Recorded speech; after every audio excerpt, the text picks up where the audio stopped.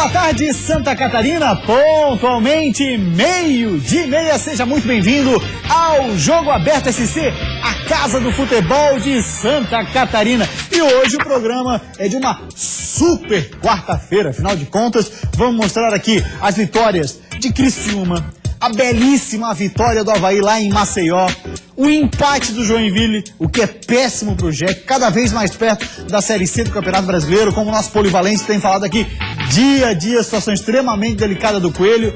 E claro, também destacar o jogo da Série A de hoje. O Figueirense vai jogar daqui a pouco no estádio Orlando Scarpelli. A Chape só joga amanhã, mas também tem informação da Chape, afinal, todos os times de Santa Catarina num só programa, é só aqui, é no Jogo Aberto SC.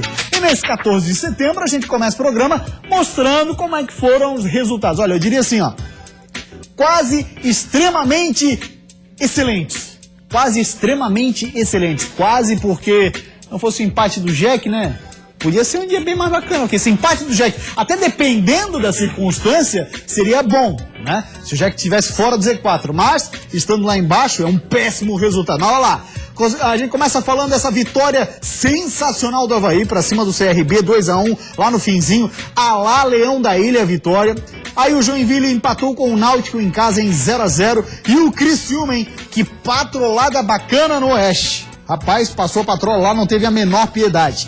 Vamos dar uma olhadinha agora na tabela de classificação, como é que está? A gente começa sempre pelo G4 e está assim a classificação do Campeonato Brasileiro da Série B. O Vasco segue na ponta, apesar de ter empatado ontem com o Goiás, agora tem o mesmo número de pontos que o Atlético Goianiense, porém uma vitória a mais. Aí temos ainda Brasil de Pelotas, que está por ali. Temos o CRB fechando o G4, perdeu ontem para o Avaí. O Avaí segue na mesma posição, porém muito mais próximo do G4, são apenas 2 pontos, é o 9º colocado. O Criciúma subiu 2 posições, é o 12º, tem 34 pontos. Virando a página, Z4, você sabe, além do Joinville, os outros times. Bragantino, próximo adversário do Leão, Tupi, o Jack e depois, por último, o Sampaio Correia.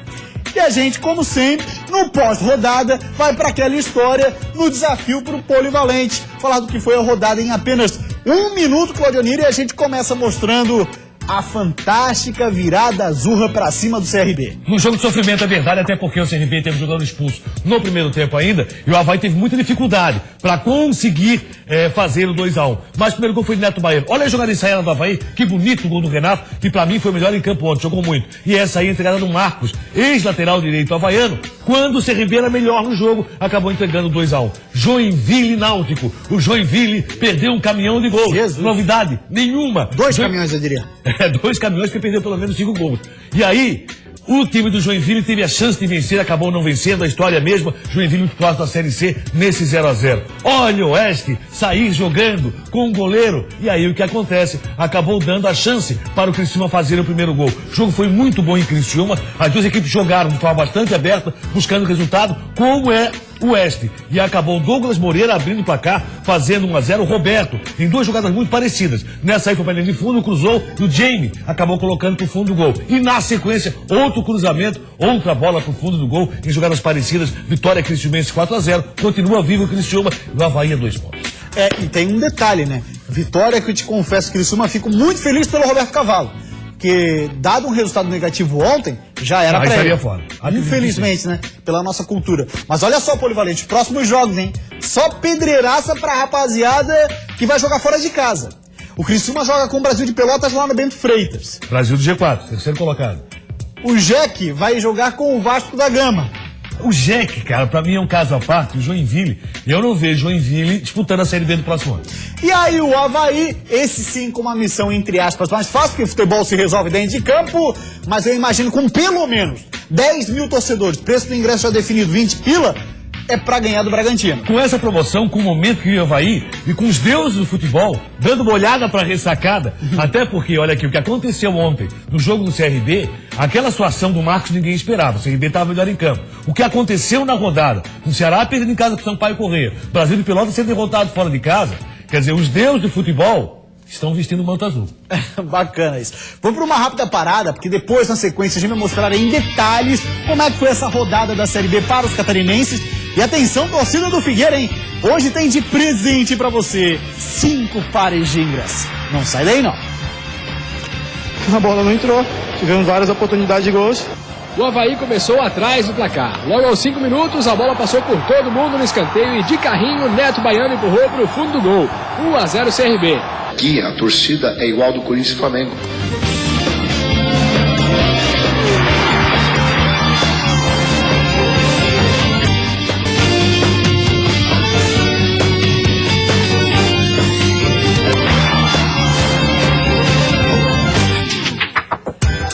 Voltamos com o Jogo Aberto SC nessa super quarta-feira, onde tem muita coisa pra gente falar por aqui. A gente começa mostrando o show de gols que perdeu o Joinville. Olha, Jael, pelo menos, poderia ter feito 3 gols e botar 3 pontos na conta do Jack, mas não aconteceu.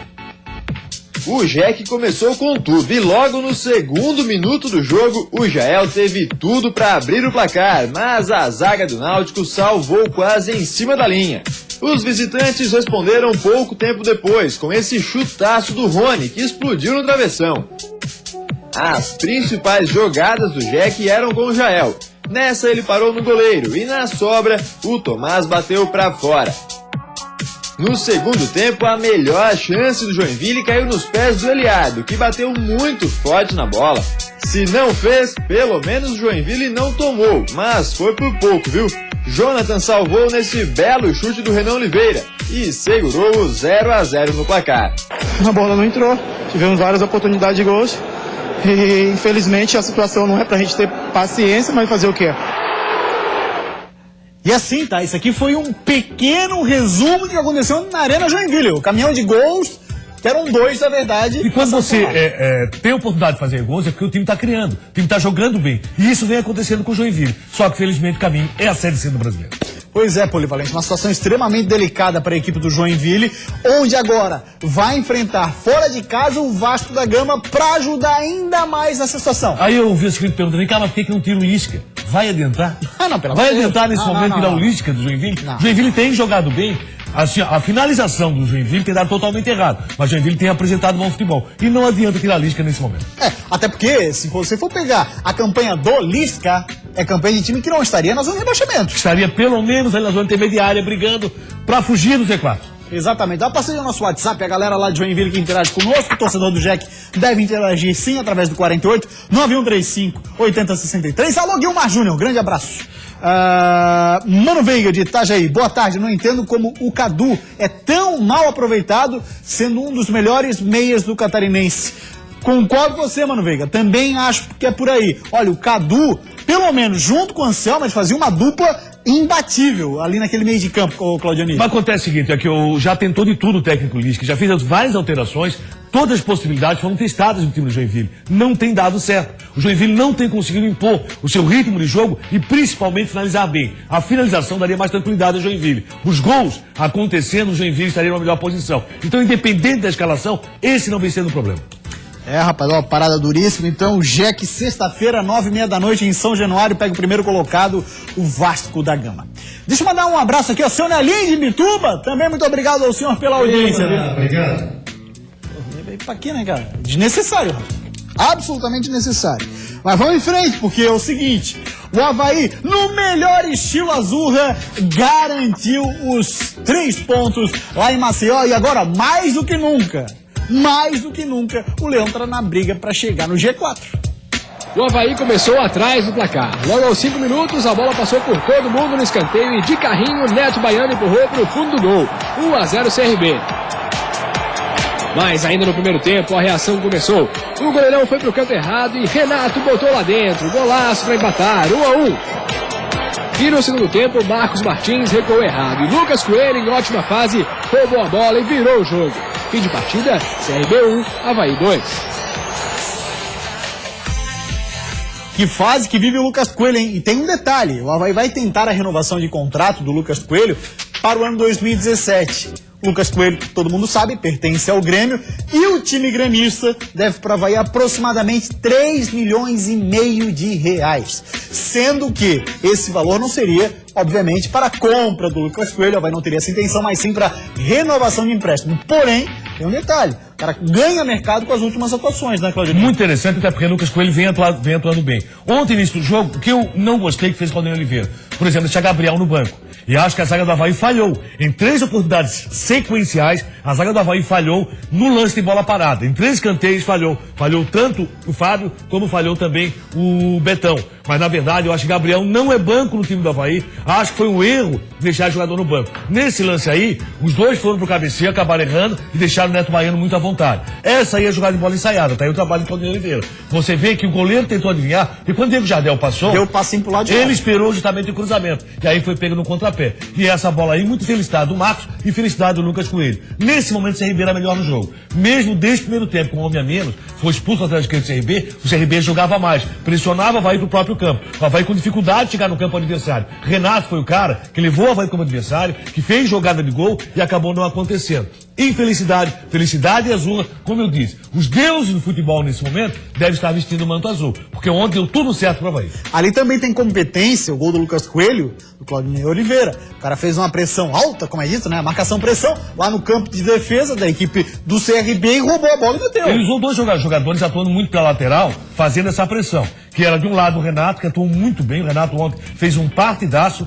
como meia e como quase um ponteiro direito aberto, e também o Rômulo, que voltou a fazer uma boa partida. Eu gosto muito do Rômulo, acho um jogador especial na equipe do Avaí. Mesmo assim, o Avaí sofreu uma pressão muito forte no segundo tempo com o homem a menos. O Avaí teve dificuldade para tentar propor o jogo, tendo o homem a mais na partida. A bola passava pelo meio e tentou tudo quanto é tipo de alteração. O Tatá veio pro jogo, já veio pro jogo, para tentar povoar um pouquinho mais o meio, e isso não acontecia. Ainda bem que o Marcos deu uma grande bobeira para que o Avaí trouxesse o resultado, a vitória por 2-1.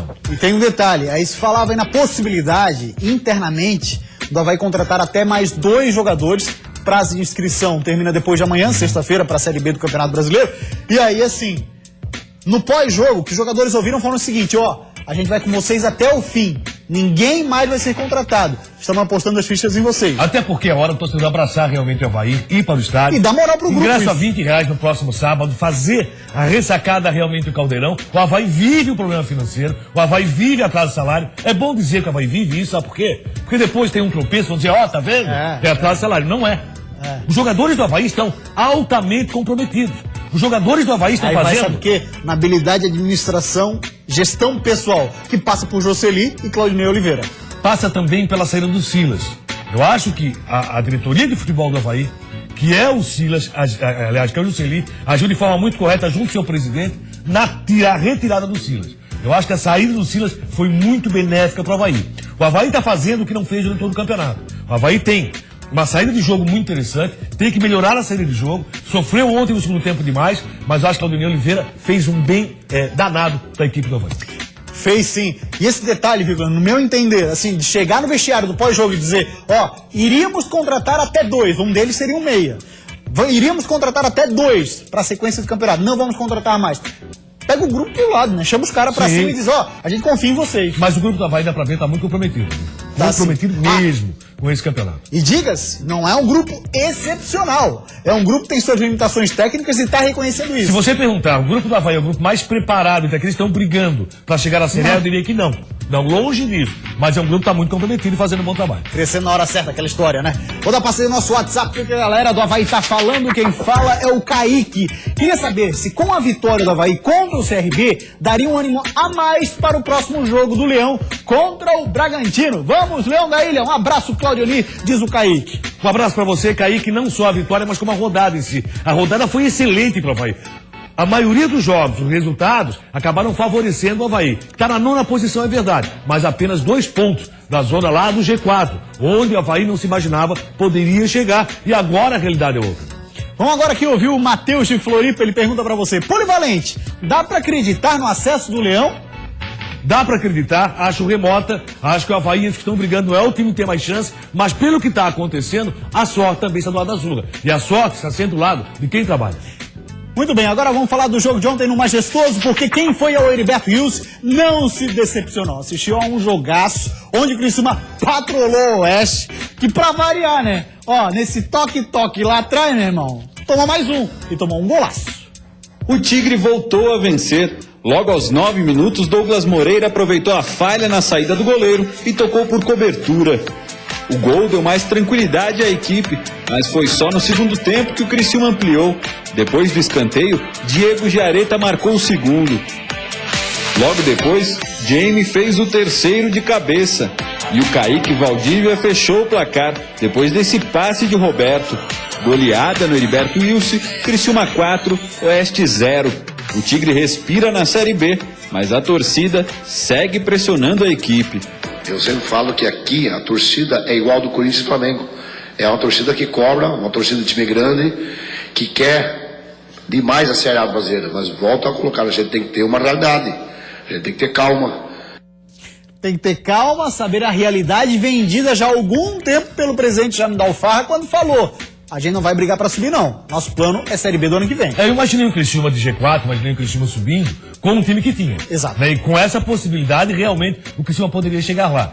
Desfeito o time, agora o Criciúma vive o trabalho de manutenção. E ontem fez uma bela vitória em cima do Oeste, num belíssimo jogo. O Oeste é uma equipe que toca muito bem a bola, joga. O jogo foi aberto a todo momento e o Criciúma tirou proveito. Joga bem, mas tá lá embaixo o Polivalente. Não entende esse Oeste, rapaz. Não, mas o Oeste também, assim, ó. O Oeste não é o mesmo time que tem o Audax. É um time totalmente diferente. Tá, mas... É um time inferior tecnicamente. Mas é um time que propõe o jogo. É um time que vai pra luta. O Oeste tá no Z4? Não tá no Z4, mas tá tomando balaio de gato todo mundo aí. Não tá tomando balaio, não. Tomar a goleada como tomou, pode ver o campeonato inteiro. Não aconteceu com o Oeste. O Oeste fez belíssimas partidas no campeonato. É um time que mesmo perdendo como perdeu ontem, foi pro jogo. Só que às vezes, alguns jogadores que hoje compõem o Oeste, estão achando o seguinte: põe o jogo no Oeste e estão podendo dar paz e trivela a todo momento. É isso como aí. Fez ontem. Aí tá errado. O que o Fernando Diniz talvez tem que colocar na cabeça dele é que o grupo do Oeste não tem capacidade de fazer o que ele propõe. O que o Audax faz? Claro que não. O que ele propõe, Claro que não dá. Até porque o Audax é um trabalho de 3 anos. É. E esse grupo do Oeste não tem esse tipo de trabalho. Rápida parada, Jogo Aberto SC, porque depois do intervalo tem presente torcedor do Figueira, são 5 pares de ingressos e hoje é dia de rodada de Série A, teremos Figueirense e América Mineiro no Scarpelli e além disso vamos falar da Chape, que se prepara para jogar amanhã com o Flu. E voltar a esse clube, que é um clube muito sério, com a torcida maravilhosa. Estou muito feliz. A sensação é essa, de um dever cumprido, tivemos uma estratégia para esse jogo do Coritiba. Isso é Jogo Aberto SC.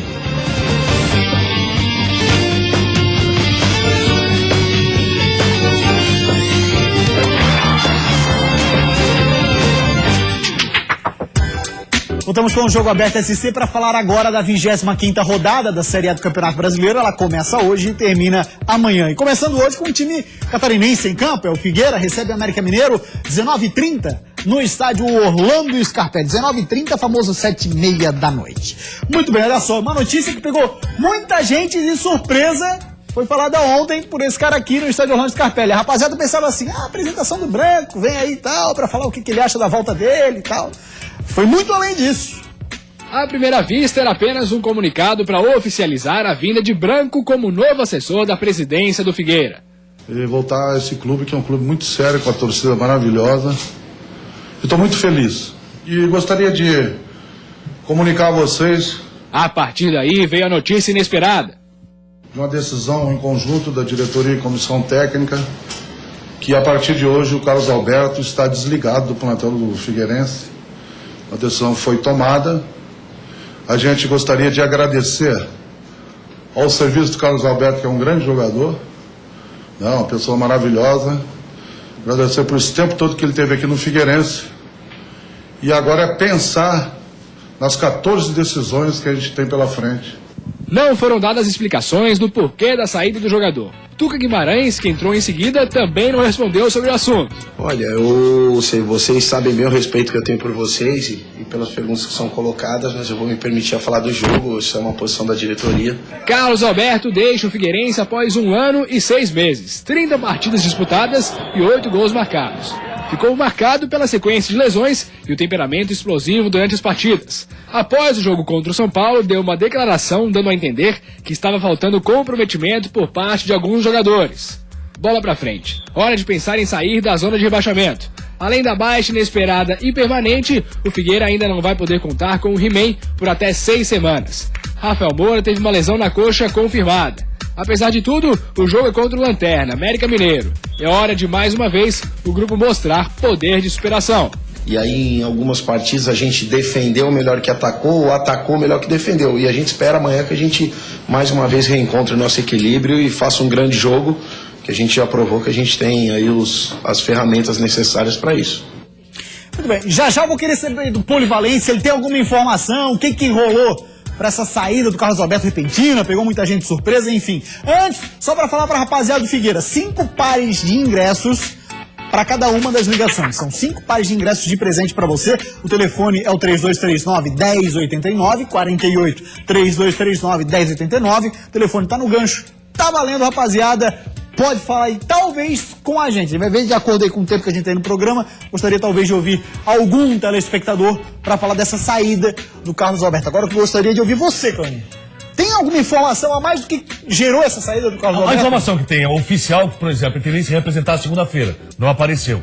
Ele teria exame médico na terça, também não apareceu. Mas se sabe que o vestiário de intervalo foi muito forte naquele jogo com o São Paulo. Foi um vestiário muito forte e alguns jogadores quase foram por vias de fato com o Carlos Alberto, que era um cara que é ruim de grupo. Eu sempre falei aqui, me tornei até chato. Pra mim, na questão custo-benefício, Carlos Alberto era muito mais custo e pouco benefício. Carlos Alberto não foi um cara que rendeu tanto assim pro Figueirense. Ano passado, muita gente defende, não, Carlos Alberto não deixou que o Figueirense caísse. Mentira. Quem não deixou que o Figueirense caísse foi o Muralha. Esse sim foi o cara muito importante. E eu lamento muito, mas o Muralha, no total do campeonato, no total do campeonato, foi o Muralha, o grande cara do Figueirense. Foi o Muralha, o grande nome do Figueirense. E o Cleitinho também, né? O Cleitinho também, mas Muralha talvez tenha tido um peso até maior do que o próprio Cleitinho. Aí você pega o seguinte, e esse ano, o que você lamenta não ter no jogo com o América Mineiro? Eu lamento não ter o He-Man como comandante de ataque. Porque Carlos Alberto nunca foi um cara presente. Carlos Alberto nunca foi uma certeza do time do Figueirense. Foi muito mais certeza do que propriamente certeza. O Figueirense, eu também disse aqui, quando o Tuca foi efetivar. O Figueirense está rezando pela cartilha da Série B do Campeonato Brasileiro. Depois o Cuca mostrou que tem até... O Tuca, aliás, mostrou que tem condições. Mas que o Figueirense está rezando a cartilha da Série B, está. O Figueirense está muito próximo. E sabe o que mais me chamou toda a atenção sobre isso? E ninguém comentou? O quê? Quem é que devia falar sobre isso? O Kleber Giglio. Kleber Giglio. É o diretor de futebol e não o assessor do presidente que deveria sentar ali e falar sobre a saída do Carlos Alberto. Eu acho que a diretoria do futebol do Figueirense é totalmente omissa. A omissão é algo impressionante. A diretoria do futebol do Figueirense não falou sobre o treinador, não conseguiu dizer o nome, não conseguiu internamente trazer o nome, e aí trouxe o quê? Trouxe o amigo Tuca, que até agora tem correspondido. Eu não posso dizer que ele não tenha aparecido, ele tem correspondido. O Figueirense em alguns momentos tem jogado, jogou bem contra o Flamengo, fez meio tempo contra São Paulo, meio tempo contra o Fluminense, mas...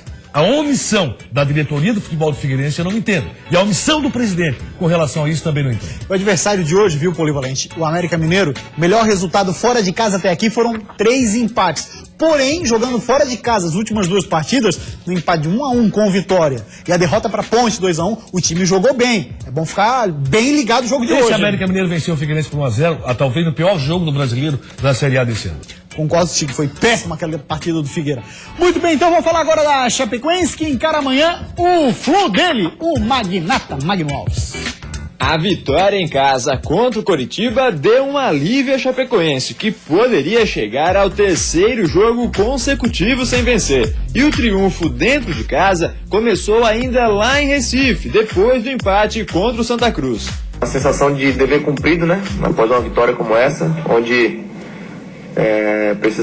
precisávamos dar uma resposta para nós mesmos e para o nosso torcedor, porque fizemos um jogo muito moroso lá contra o Santa Cruz e chegamos a conversar sobre isso. Então a sensação é essa, de um dever cumprido. Tivemos uma estratégia para esse jogo do Coritiba, uma equipe que vinha muito confiante, mas graças a Deus conseguimos uma vitória importante para dar sequência no campeonato, e com essa dificuldade, com esse equilíbrio, já temos mais um jogo de muita importância na quinta-feira. O adversário da próxima rodada é o Fluminense, que jogou na segunda-feira, enquanto a Chape enfrentou o Coxa no domingo de manhã. Vantagem física para o time do oeste do estado, que pretende explorar isso na quinta-feira.